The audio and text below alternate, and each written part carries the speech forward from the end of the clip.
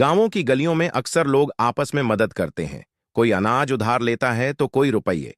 पर समय के साथ लोग इस मदद को भूलने लगे हैं और स्वार्थ की दुनिया में खो गए हैं।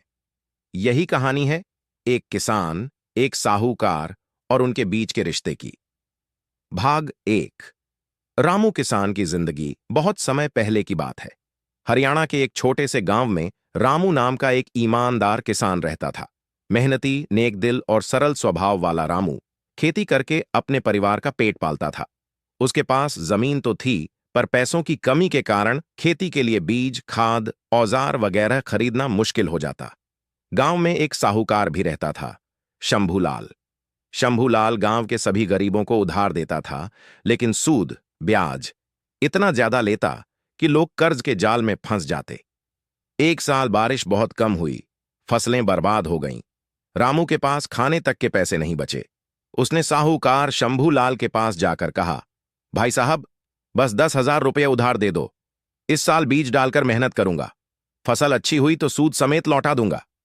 शंभूलाल ने रामू को ऊपर से नीचे तक देखा और हंसते हुए बोला, रामू, तुम्हारे जैसे गरीबों को उधार देना मतलब अपने पैसे डुबाना। तुझसे तो पहले भी बहुत लोग पैसा मांगने आए थे। मैं अब बेवकूफ नहीं बनूंगा। जा, जैसे जी सके वैसे जी। रामू मायूस होकर घर लौट आया। कुछ दिन बाद उसके बेटे ने बीमार पड़कर दम तोड़ दिया, क्योंकि दवा के पैसे भी उसके पास नहीं थे। रामू और उसकी पत्नी का दिल टूट गया, लेकिन रामू ने हार नहीं मानी। उसने किसी तरह मजदूरी करके फसल बोई और अगले साल मेहनत से अच्छी पैदावार निकाली। भाग दो। समय का पहिया घूमता है, समय बीतता गया। किस्मत ने रामू पर कृपा की। फसलें अच्छी होती गईं। रामू ने अपनी जमीन बढ़ाई, मवेशी खरीदे और थोड़े ही सालों में गांव का सबसे बड़ा किसान बन गया। वहीं शंभूलाल का हाल उल्टा होता चला गया। सूदखोरी का धंधा ठप्प पड़ा। लोग पैसे लौटाने से कतराने लगे।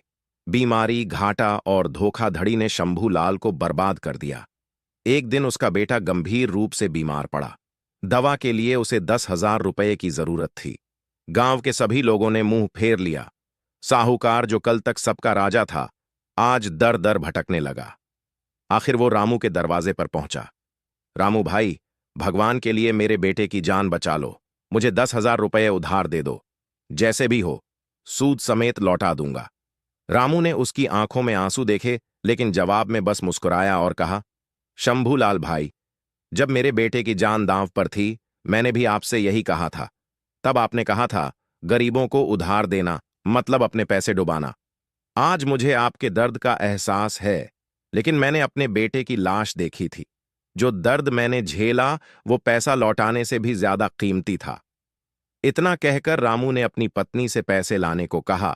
पूरे 10,000 रुपये गिनकर शंभूलाल के हाथ पर रख दिए। ये रुपये दवा के लिए हैं, उधार नहीं, इंसानियत के लिए हैं। इंसानियत का कोई सूद नहीं होता, लेकिन याद रखना, जो वक्त पर मदद नहीं करता, वक्त भी उसकी मदद नहीं करता। भाग 3। जीवन का सबसे बड़ा सबक। शंभूलाल की आंखों से आंसू थम नहीं रहे थे। उसे अपनी करनी पर गहरा पछतावा हुआ।